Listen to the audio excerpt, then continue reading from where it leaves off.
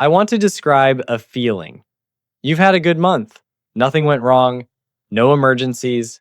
No big purchases. No vacations. No gifts. No unexpected expenses. Just a completely normal, unremarkable, forgettable month. And then your paycheck arrives and you open your banking app and the number is wrong. Not catastrophically wrong, not dramatically wrong, just quietly, confusingly, slightly wrong, like water draining from a bathtub with no visible hole. You didn't notice it happening. You can't point to where it went, but it's gone. That feeling has a name. I call it the invisible drain. And it's not caused by one big mistake. It's not caused by reckless spending or poor discipline or financial ignorance. It's caused by dozens of small, completely automatic, completely invisible decisions that happen so quietly you never get the chance to say no to them. In 2019, I sat down with 3 months of bank statements and a notebook and I forced myself to find the drain. What I found was not what I expected. I expected to find one or two obvious problems: the subscription I forgot about, the membership I never canceled. Instead, I found 10 categories of spending things I bought so automatically, so habitually, so completely without thinking that they had become financially invisible to me. Together, they were costing me $847 every month. That is $10,164 per year. That is invested at average market returns over 10 years, $148,000, not from a raise, not from working harder, gone, every year, through 10 invisible drains I had never once looked at directly. Today I'm going to show you all 10, not to make you feel guilty, but because the moment you see an invisible drain for what it actually is, it stops being invisible. And the moment it stops being invisible, it stops draining. Let's go. Barcelona, 2017. A rooftop terrace, a local host who had left a handwritten note, and a jar of homemade jam on the kitchen counter, and a rental that cost €42 per night. That was Airbnb at its best. And I believed in it completely. For 3 weeks across Europe, I stayed exclusively in Airbnbs. I told everyone about it when I got home. I was that person, the one who said, "You have to try it. It's completely different from a hotel. It feels like you actually live there." 3 years later, I booked what looked like a similar apartment. $118 per night. Reasonable. I clicked through to the checkout screen. Cleaning fee, $195. Service fee, $88. Local occupancy tax, $43. My $118 night had become $207. The price nearly doubled, revealed only after I was emotionally committed to the booking. And then I read the checkout instructions. Strip the beds, run the dishwasher, take out all trash, vacuum the main area, return keys to lockbox by 10 a.m. I was paying $195 for cleaning, and I was doing the cleaning. That is the invisible drain of modern Airbnb. Not the nightly rate you see first, the total you see last after you've already said yes in your head. Hotels got competitive. Same price. No checkout chores, loyalty points, guaranteed quality. I made the switch and I have not looked back. The jam was nice. The math wasn't. I was paying $195 for cleaning, and I was doing the cleaning. I have a confession that anyone who has visited my apartment would find hard to believe. I stopped buying books years ago. I know, the shelf is right there, full, impressive. Every title you'd expect from someone who talks about money and habits and building a better life. Here's the truth behind that shelf. Most of those books have a bookmark somewhere between page 40 and page 90. Some were never opened past the first chapter. A few, and this is the part I'm most embarrassed about, I bought, placed on the shelf, and genuinely cannot recall ever opening at all. I used to buy 3 books a week: self-improvement, personal finance, productivity, psychology. The purchasing felt like learning. The satisfaction of clicking buy or walking out of a bookstore with a bag felt like I had already done something valuable. I had not. I had spent money on the intention of learning. The actual learning never followed. One afternoon I counted 22 books I had not finished, 14 I had not passed page 30. I added up what I'd spent over 18 months. $580 on books I had not read. The knowledge I was chasing, it's all available. Library apps, podcasts that cover the same ideas in 40 minutes, audiobooks for the commute, friends who have already read the book and will summarize it over coffee. The full shelf looks like the identity of someone who reads. It is not the same thing as actually reading. I stopped buying books. I started actually consuming the ones I already had. The shelf hasn't grown, my knowledge has. I was spending money on the intention of learning. The learning never followed. Americans overpay for car insurance by an average of $330 per year. That figure came from a 2019 study. It has almost certainly increased since then. Collectively, billions of dollars flowing from ordinary people to insurance companies every year, not because of fraud or mistakes, but because of one single, completely fixable habit. Nobody shops around. Most people choose their insurance provider once, based on their parents' provider, a recommendation from a friend who also chose randomly, an ad they saw at the right moment, and then they stay indefinitely, automatically paying whatever rate they're charged, assuming it's fair, never checking whether it still makes sense for their actual life. My driving situation changed completely 2 years ago. I moved closer to everything. My annual mileage dropped from 13,000 miles to under 5,000. I was a statistically safer driver on a statistically less used vehicle. My premium was identical to the day I'd signed up. I made a phone call, 23 minutes. I explained my actual driving situation to an actual human being. My monthly premium dropped by $44. $44 per month is $528 per year for a single phone call. This is the invisible drain of loyal autopilot. Your life changes, your spending doesn't. The company is not going to call you to offer a lower rate. That is not how their business model works. Checking whether you're overpaying is entirely your responsibility. 1 hour of comparison shopping can return hundreds of dollars annually. That is among the best hourly rates available to any person, regardless of income. Make the call. Your provider is not loyal to you. Your money should not be loyal to them. Somewhere in the back of my wardrobe, there is a navy jacket. $85. Still has the spare button attached in its little plastic tag. I bought it for a single work dinner, wore it for approximately 4 hours, hung it up when I got home, and have not touched it since. That was 2.5 years ago. I used to do this constantly. An invitation would arrive something slightly outside my normal life, something with a dress code I wasn't sure my existing wardrobe covered. And rather than looking at what I had, I would go buy something new, something specific, something that would be exactly right for this one occasion. A rodeo, once I bought a hat. I have worn that hat 0 times since the rodeo. A beach wedding, a linen shirt so specific to beach weddings that it has never been contextually appropriate since. A themed birthday party, I will not describe the outfit. I will say it cost $60 and lasted one evening. The rule I now use before any clothing purchase is simple and completely ruthless. Will I wear this at least 3 times in the next 6 months? Not hypothetically, not, I could probably find occasions. Actually, realistically, genuinely 3 times. If the answer is not an immediate yes, the answer is no. The money I used to spend on occasion costumes now stays in my account, and here is the part that makes this whole category quietly absurd. At every single event where I bought something specific and wore it once, I can virtually guarantee that no one noticed what I was wearing. Not once. Not for a single evening. The jacket in the back of my wardrobe cost $85 to go unnoticed for 4 hours.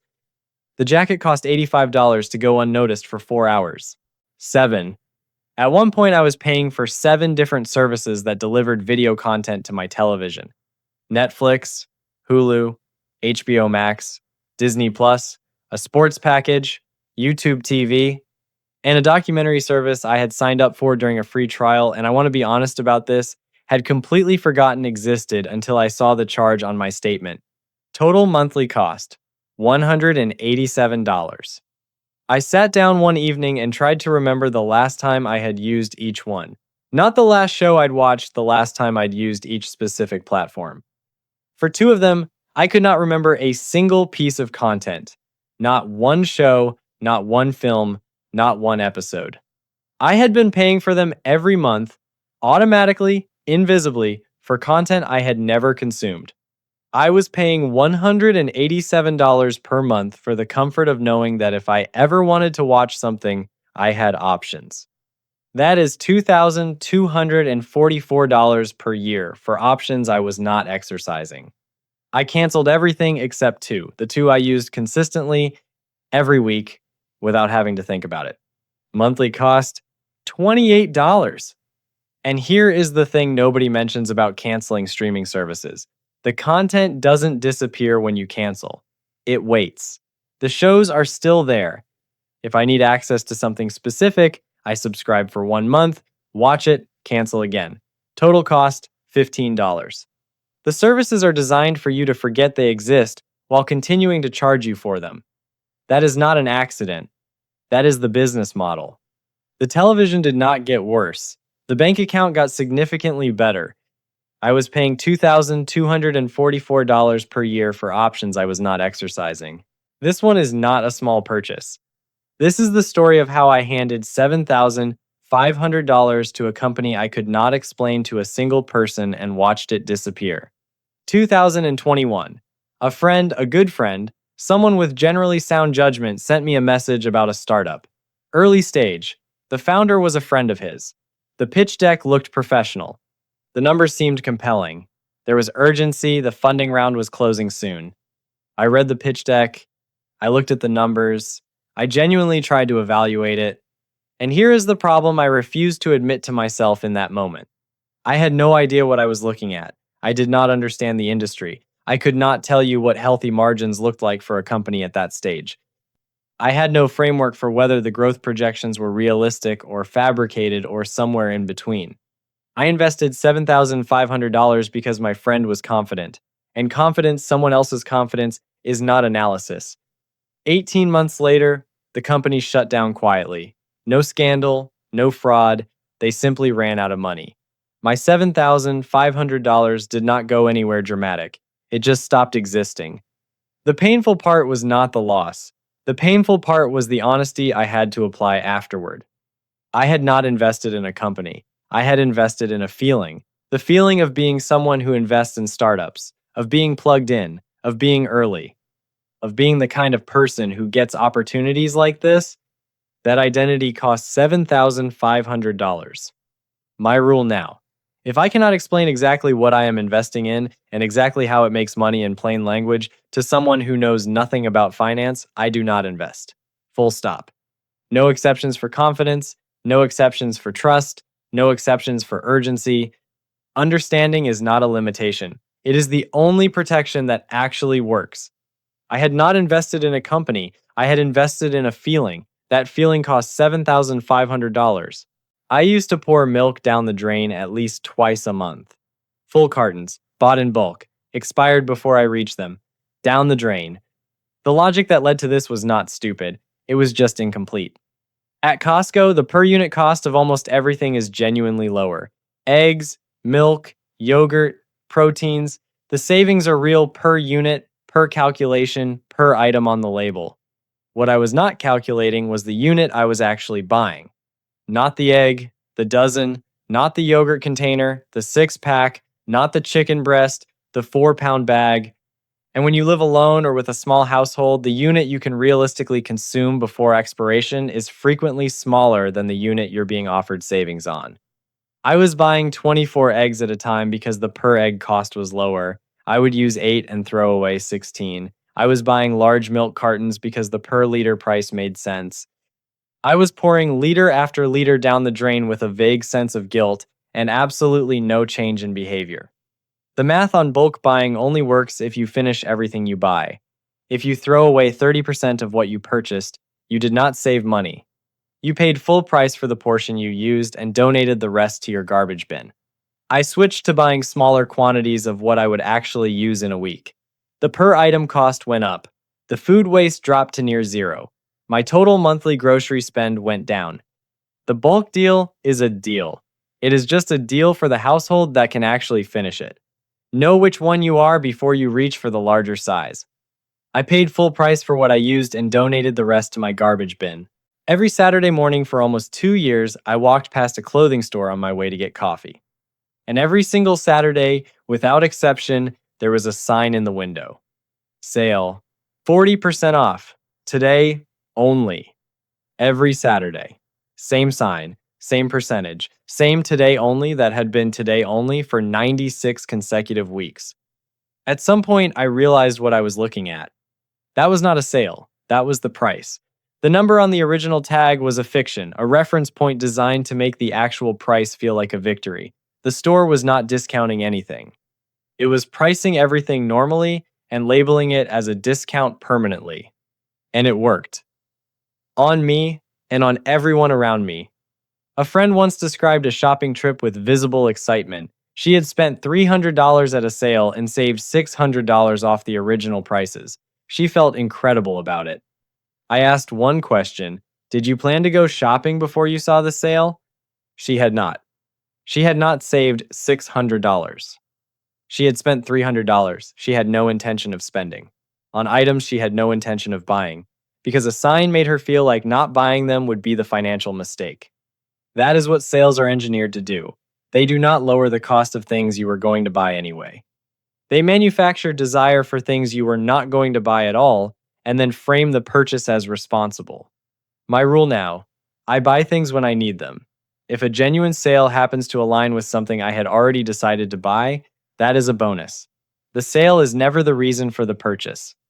The only real exception: predictable seasonal sales on specific items I had already identified. Black Friday on the laptop I had been researching for 2 months. That is strategy. Everything else is marketing wearing a discount sticker.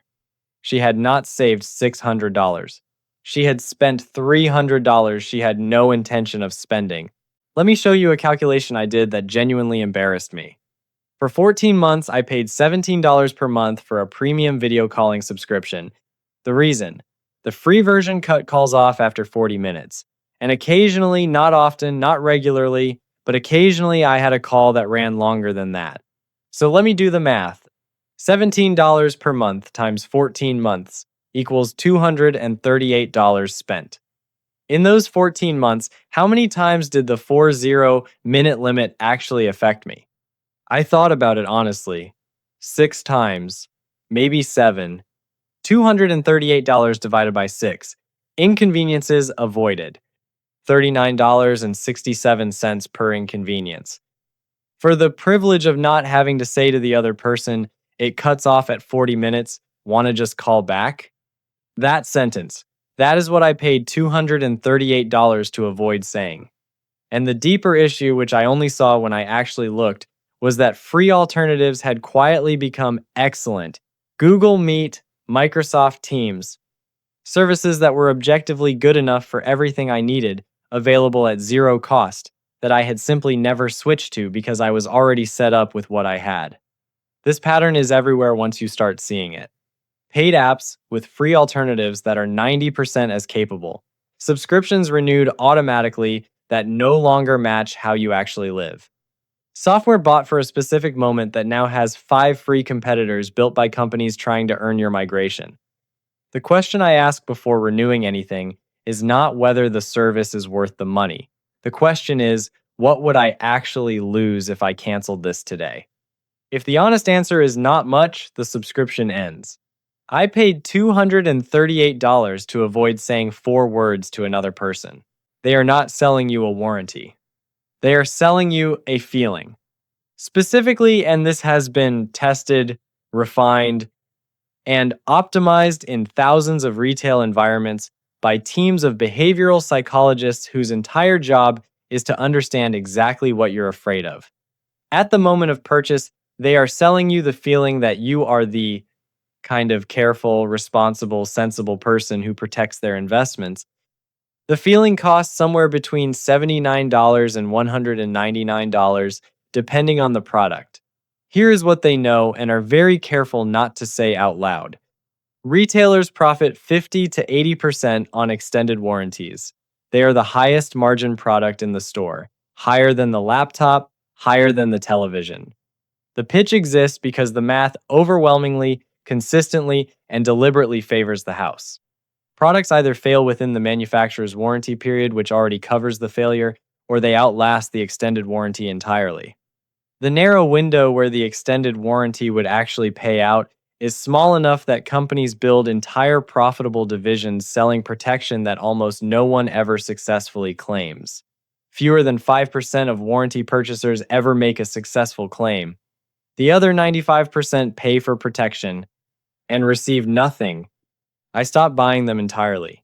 Every dollar I would have spent on warranties goes into a dedicated account instead. Something breaks, I replace it with money I already have. Nothing breaks, I keep the money. I am the insurance company now. And my version pays out 100% of the time. The invisible drain of the extended warranty is not just the cost. It is the confidence it sells you, the feeling that you have been responsible while very quietly, very efficiently, extracting money you will almost certainly never see returned. You are not protecting your investment, you are funding theirs. I want to go back to that Tuesday evening one more time.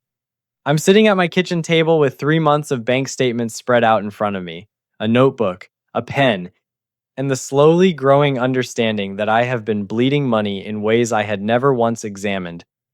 Not because I was irresponsible, not because I didn't care about money, not because I was making dramatic, obvious mistakes, because the drains were invisible, automatic, normal, the kind of spending that happens below the threshold of conscious decision making so routine that it never triggered any alarm, never prompted any review, never once gave me the chance to say no. By the time I finished that evening, I had found $847 per month. Not in one place, in 10. And the thing that stayed with me, the thing that I have not been able to fully let go of since that night is this. Every single one of those 10 drains had a moment when it started. A moment when I made a choice. Signed up. Clicked purchase. Handed over my card. Made a decision that felt, at the time, completely reasonable. And then that moment passed. And the payment continued. And I stopped deciding. I just kept paying. That is the invisible drain, not the purchase. The stopping of the decision. The moment you stop actively choosing something and start just paying for it automatically, indefinitely, without review, it becomes invisible. And invisible spending does not feel like spending. It feels like existing. $847 per month. $10,164 per year. Invested at average market returns over 20 years, that is $523,000. $500,000. Sitting in the gap between the things I was automatically paying for and the things I was actually choosing. I am not going to tell you to cancel everything on this list. Some of these things may genuinely be worth it for your life. The book you actually read, the streaming service you watch every night, the warranty on the device you depend on completely. The point was never that these things are bad. The point is that invisible decisions are not decisions at all. Open your last 2 months of statements. Go line by line. For every charge, ask one question. Did I actively choose this month, or did I just not stop it? The answer to that question is worth $523,000. I hope you find yours.